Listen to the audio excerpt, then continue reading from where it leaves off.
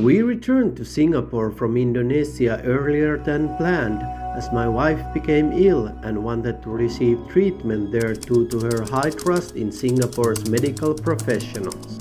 After spending around 10 hours at the hospital and stressing about whether we might need to return again, I chose the hotel closest possible to the hospital, which was Village Hotel Bugis. Village Hotel Bugis did first open its doors in the late 1980s and was previously known as Golden Landmark. It was later rebranded as a part of Far East Hospitality's Village Hotel collection and serves as a long-standing mid-range hotel in one of the Singapore's most culturally diverse neighborhoods. Lobby. The lobby was spacious and of course very quiet when we arrived around 5 a.m. The main lobby area that was open at that hour was located on the 3rd floor. There is also a lobby area on the 1st floor with a desk, but we only realized later when we were about to check out that it was mainly used for storing the luggage. The lobby itself was serviceable, spacious and well maintained, and in my opinion it was one of the prettiest parts of the hotel. The Christmas tree and festive decoration made it even more attractive. Another feature worth mentioning, which immediately caught my eye, was the huge and beautiful chandelier. We had some initial payment issues, but once those hiccups were resolved, we received our room. My wife mentioned that the hallway smelled pleasant, and I agreed. Superior Room 720. Let's start with the positives.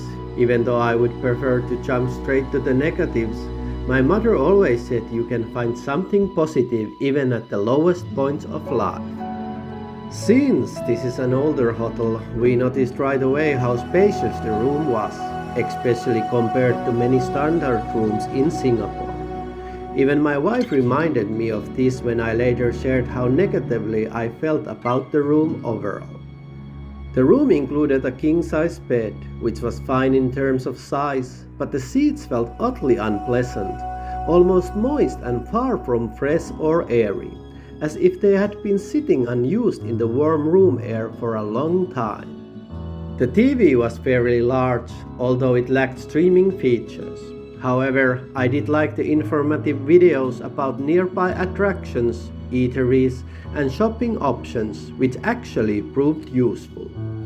I initially called to ask for a universal adapter before realizing that our European chargers worked just fine in the sockets. There was a fridge, but it was empty and didn't even include the usual complimentary bottles of water that most hotels provide. A kettle with a few tea and coffee sachets was available, and as I've noticed in many Singapore hotels, there was also a flashlight, something I still find interesting. Slippers were not provided initially, but after calling a reception, 2 pairs were delivered promptly. The view from the window overlooked the pool area, and in the distance you could see numerous high-rise buildings, including much more luxurious counterparts. It was a pleasant enough view. Now on to the negatives. I had read reviews mention that the rooms were old and somewhat dirty, but I often find that people exaggerate in reviews. Unfortunately, this time they were absolutely right. Wherein there was immediately noticeable scratched floors and various signs of aging throughout the room, but the most disappointing aspect was how dirty it felt. There were visible stains on the armchair. I wouldn't have sat on it under any circumstances, and the stains on the windows and mirrors as well. The floor was sticky, and even though my wife usually wears slippers in the hotel rooms regardless of how clean or luxurious they are, this time I wouldn't have wanted to walk barefoot either. I'm not the most hygienic person in the world, but this was simply unpleasant. I hate to be this negative, and perhaps I've become accustomed to higher standards over the years, but this is still supposed to be a 4-star hotel. I've stayed in older Radisson properties with visible wear and tear, but never once that felt this dirty. I often use Radisson as a benchmark, as it's our preferred hotel chain in Finland and abroad due to our VIP membership status. The bathroom was no exception. The rain shower head was covered in built-up grime and showed clear signs of age. On the positive side, the bathroom was more spacious than the one at M Social. While not large, it at least didn't feel claustrophobic. Once again, I was pleasantly surprised to find toothbrushes included. Shampoo and body wash were provided in large refillable bottles as expected. The final issue came when the sink started leaking from the left side of the basin, flooding the bathroom floor. We called reception and someone was sent to fix it. Thankfully, it stopped leaking and didn't happen again. One beautiful detail I haven't mentioned yet was the in-room Bible. As a Christian and a believer, this genuinely made me smile. In my childhood, Bibles were common in hotel rooms, but today they are quite rare. There was even a small printed prayer included. In the end, the only positives I can take from the room are its spaciousness and the presence of the Bible. Unfortunately, that's where it ends for me. I wouldn't stay in this kind of room again. Gym. After all the negatives about the room, I must give credit where it's due. The gym was genuinely good. It was well maintained and equipped with fairly modern machines. The dumbbells went up to 25 kilograms, which was more than enough for me. While the gym wasn't extensive and certainly not among the best I've seen, it was medium-sized and offered enough variety to maintain strength while traveling.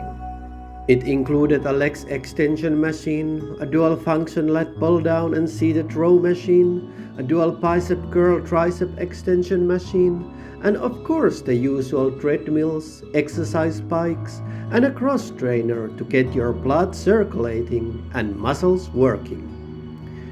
It was far better than I expected and a complete contrast to my experience with the room.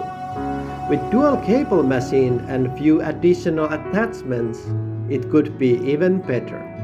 There was also a water dispenser, and the water tasted incredibly fresh after a workout. Pool area.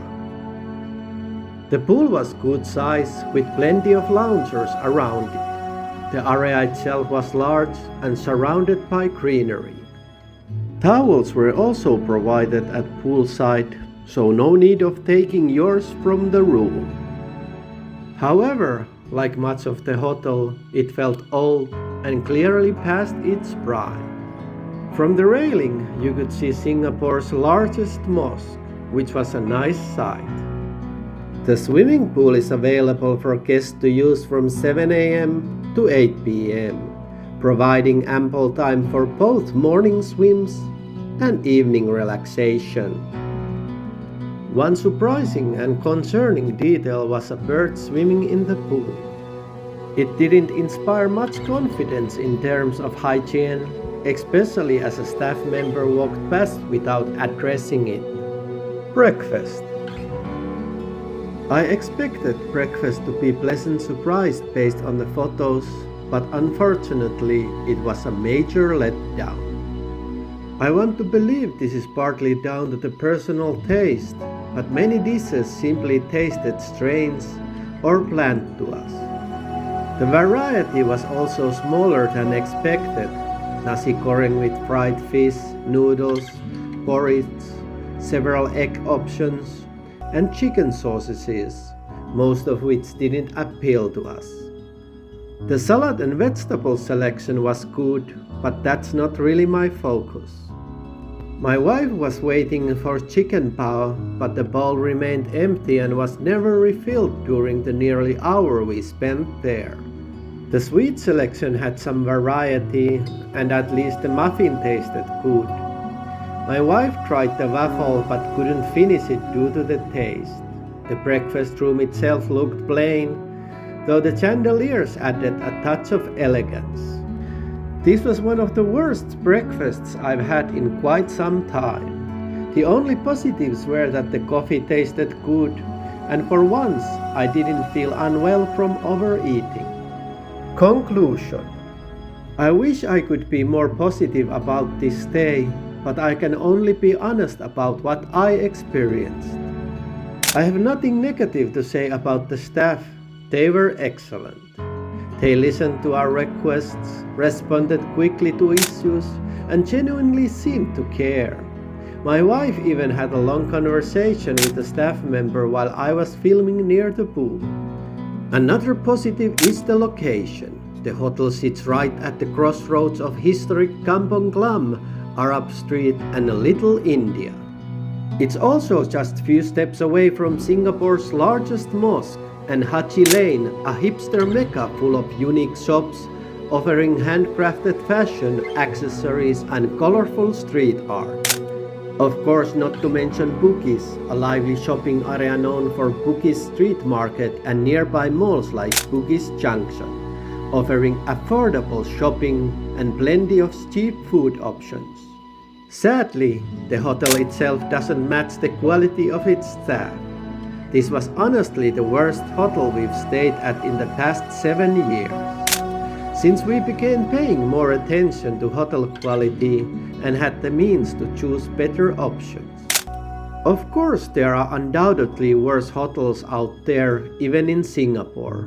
But among the many hotels we've stayed at, especially since I started reviewing hotels in 2020, none have left me this disappointed. The room was simply not up to standard, dirty, worn, and poorly maintained. The only positive was its size, and of course, the pilot. That said, the gym deserves genuine praise.